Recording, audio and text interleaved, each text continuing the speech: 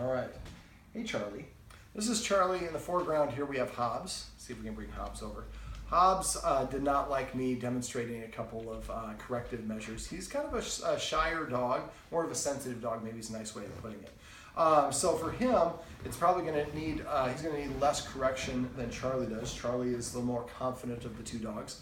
So when we're using the escalating consequences, we want to be a little bit lighter on them with Hobbs than we are going to be with Charlie.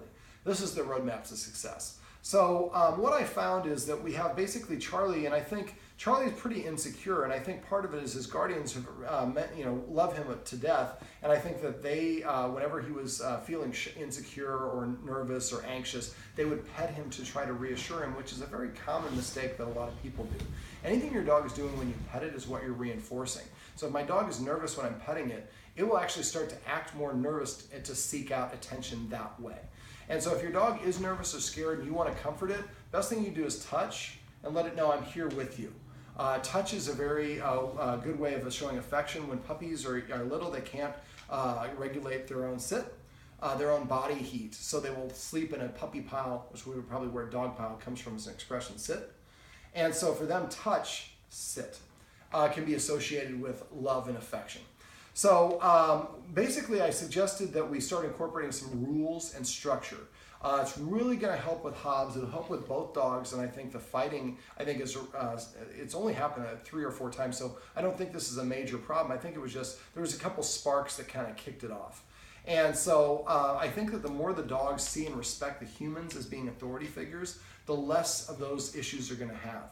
Now, they didn't have any rules, and they were able to tell one of the humans at least when to pet them. And so I think that is, I refer to that as a perfect storm. It happens pretty common for a lot of my clients.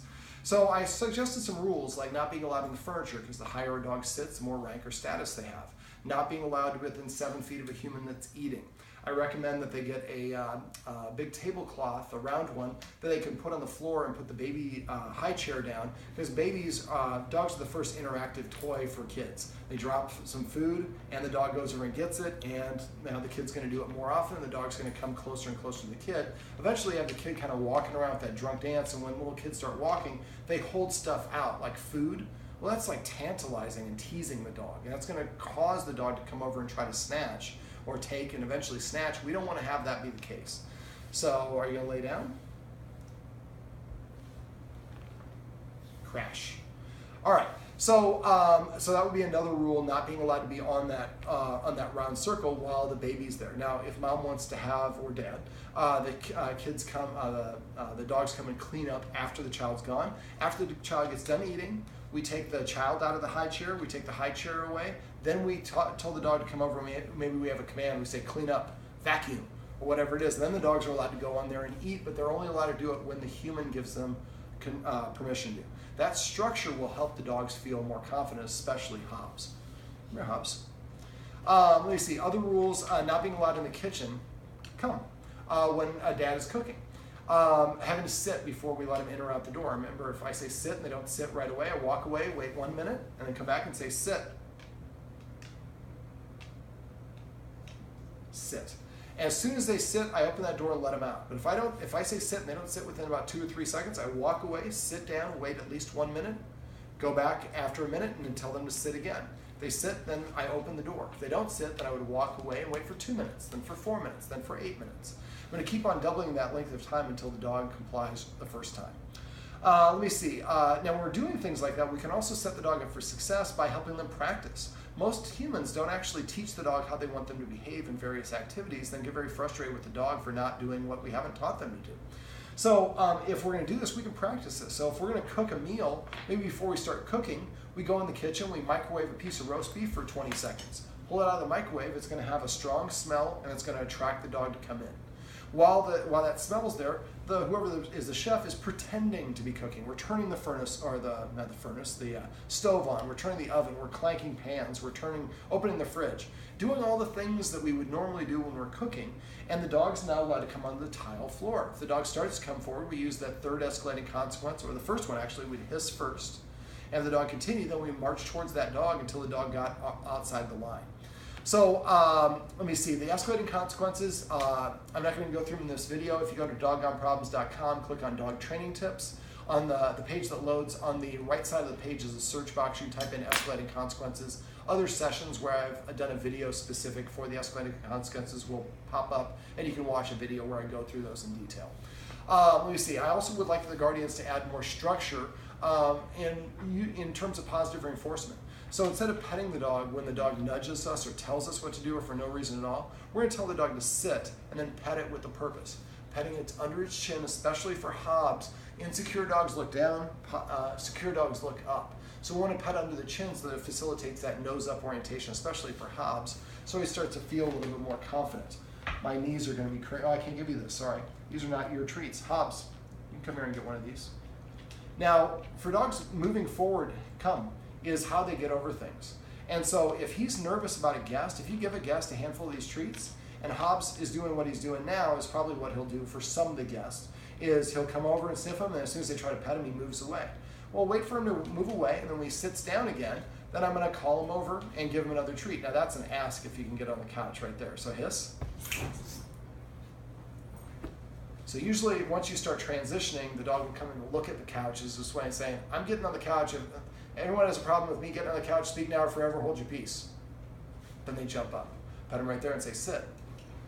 So I'd like the guardians to use passive training and petting with a purpose. Passive training is simply what she's doing right now. The dog does any desired action in their behavior. We pet them within 3 seconds of it and say whatever that command word is. The dog comes and sits next to you, we pet it and say come. Lays down next to you, we pet it and say crash, or whatever the command word is.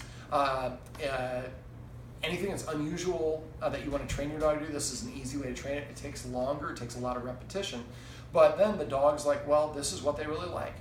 And every time you pet your dog, you're making it more inclined to want to do that behavior in the future. Same thing with petting with a purpose. The dog nudges me, sticks his nose underneath and nudges my arm up. It's giving me an order. If I consistently follow that order, it tells the dog that I have dominion over the human. So instead what I'm going to do when the dog gives me, it nudges me, I'm going to say sit or lie down. When it sits or lies down, I'm going to pet it under its chin and say sit or lie down. And so this way we're telling the dog, you can't tell the humans what to do because you don't have authority over them. But when the humans tell you what to do and you do it, there's a benefit in that. And after enough repetition, the dogs will want to do that. Now remember, if we see somebody petting the dog and the dog is not sitting or doing, it doesn't look like it, we're going to say paycheck. And the person's going to, the petter is going to stop and say sit. When he sits, then pet say sit. Say, actually I asked him to sit before he came in the room. He stood up when he heard you come in and I continued petting, which David says aloud, which is. Watchwords we're going to use paycheck if we suspect somebody's petting without a purpose. We're going to say reward. If you say reward and you look and the dog's doing, whatever the dog happens to be doing, you're going to look over and say crash. If he's sitting, you pet him and say sit. If you just stand there, you pet him and say here or come, whatever your word is. It's basically narrating whatever the dog happened to be doing at the time. So again, we create a stronger response to that command word and more of an inclination for the dog to want to do it because it gets positive reinforcement. This is the benefit of positive dog training. And if humans get in the habit of petting with a purpose and passive training, every time you pet your dog, you're having a micro dog obedience training session, and you're doing it without even thinking about it. Now, for me to put a dog into a sit, we'll see if we can get him to come over here. And I can do that. What I do is I hold my hand like this, and I go in an arc over their head. Dogs only look up so high, and then to get more elevation, they put their butt down to look up higher. So if I go just vertically, he just watches. If I go over his head, he kind of look backwards. So what I do is I go up at an arc, and then as soon as their butt hits the ground, I lower it, let them lick it off my hand, and I tickle them under their chin, and I say whatever the command word is. Now, if you want the dog to come to you, and it's not coming, if you keep on saying the word over and over again, it's going to desensitize him. So I go I hold the treat like this. From his perspective, this looks like I have a treat. And yeah, you can smell it. So now if I say come and he doesn't come, I'm going to go.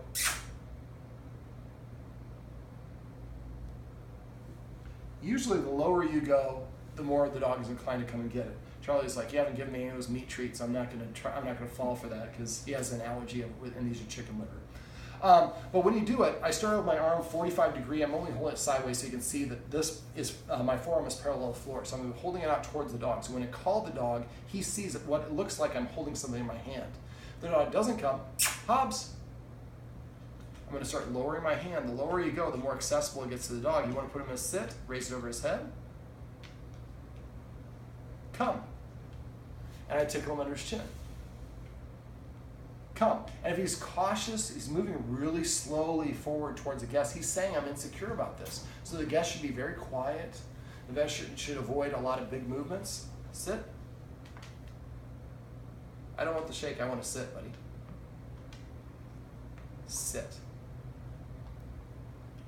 So with enough repetition, eventually he's going to associate. When I come over and sit in front of this person, he hooks me up with a treat. I'm more inclined to want to come to that person.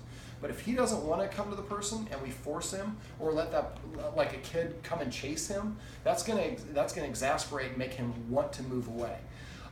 So we should have when we have kids, we have some nieces that come over and nephews. So we need to make sure that the dog, that Murphy, or excuse me, not Murphy, Hobbs has, if he's in the kennel, the rule is the kids are not allowed to entice him or touch or go in or enter the kennel or even pull him out of there. That's his safe zone. I'd also like the guardians to practice putting him, rewarding the dogs for using the dog bed, and I kind of went through that. There's a video on Doggone Problems. If you want to learn on how to teach your dog to go to a dog bed on command, you can search for dog bed, and there'll be a bunch of videos that will come up for that. But passive training and petting with a purpose, I think, are going to go a long ways, as well as enforcing rules consistently, dispassionately, but consistently. Also looking for ways to desensitize the dogs and help them to calm down for anything that they get very worked up about. It seems like those are the times where they've gotten in fights in the car. So if we can teach them to be calm and balanced, I think we can eliminate a lot of those problems from before they even happen. Other things we can do is we're going to take them in the car, take them for a long walk first. Have them play fetch, do something to burn off that energy, make sure that they get a recovery period so they're no longer panting, then take them into the car. And again, like one of the videos above talked about, make sure that when we take them in the car, we do it in a very measured way, and we teach them how to stay calm throughout the whole process. I think the doggy seatbelt and separating the dogs temporarily will really help. And then as the dogs get more accustomed to seeing their humans as more of authority figures, I think a lot of these issues are going to go away. They don't have a lot of issues, but Hobbs, I am concerned about his insecurity because it is very insecure. And sometimes those are the dogs that will bite I'm not saying that he's a biter, but in the wrong situation, he's cornered. The dogs typically that get in a lot of fights or bite or argue, a lot of them are insecure. That's why I suggest the guardians maybe teach the dogs some new tricks, maybe alternate. Each week, one of the guardians teaches both dogs a new trick, separately of course, but then all week long we practice that one trick, then next week the other spouse takes over and teaches them another trick. So we build up, if each spouse does that with 4 new tricks or commands, at the end of 2 months, that's 8 new commands the dogs have. That can be a big boost to Hobbs' self-confidence, and also helps both dogs to develop a little bit more respect for the humans because they're teaching them something. I didn't do the door exercise here, but if you go to Doggone Problems, there's videos. If you just search for door exercise, I make dogs typically stay away from the door when we open it. It's a very exciting time for a lot of people. Same sort of thing for if we come home. If we come home and the dogs are bouncing, excited, we pet them, we're rewarding that unbalanced state of mind. So they're all excited when you come home, ignore them, walk past them. Don't tell them no, don't disagree with them, just ignore them. As soon as they get into this type of state of mind, then you can reach over to pet them. But if you start reaching and they start wiggling, pull your arm back and continue about your business. Only pet them when they're calm will help them say that the only way the humans are going to engage with me is when I'm calm. And when they're calm and balanced, they're going to be much more centered and easier. Their personality or the problems are probably going to be less apt to happen. Make sure that we're using, we want to use the escalating consequences, but also be aware of energy. If we're walking around the dog, we're telling the dog, you have more authority than me because I'm deferring and burning extra energy to go around you. Now, if they're asleep like this, we don't want to kick them and say, wake up and get out of my way. That's being a jerk. But if they're in your way, walk through them. Get them used to deferring and getting out of our way. That's going to be really helpful as we have more and more kids in the house. Also, I'd recommend that we teach them to sit and wait at the bottom of the stairs and top of the stairs, and that way the human goes up and down the stairs first, and then we call the dog after we're up or down the stairs. That way, again, whoever's in front is the leader. This way the dog sees the human as the leader. Let me see, what else? Trying to think of my feeding. We want to make sure that humans are eating first. So we've been free feeding, and I think that might be contributing a little bit to Hobbs' insecurity. It also doesn't make the food as important. If the humans have dominion over the food and are controlling that resource and not letting one dog get within 7 feet of the other dog when it's eating, the dogs see the humans as, again, demonstrating their authority, demonstrating their control. Let me see. If we have anything that we think that is going to cause a fight, again, exercising them ahead of time can be really helpful to take off that pent-off excess energy. I'm sure there's probably some other things that I'm forgetting, but the Guardians seem pretty happy. They're really good dogs, I think, with the exception of Hobbs' insecurities. They're great. And there have only been a couple of dust-ups, and I think that by incorporating more rules, structure, boundaries, and limits, the dogs are going to start to identify more being in the follower position and less inclined to get into the fight. All right, well, this is, I would say Calvin and Hobbes, but it's Charlie and Hobbes' roadmap to success. Remember, everything you do trains your dog, only sometimes you mean it.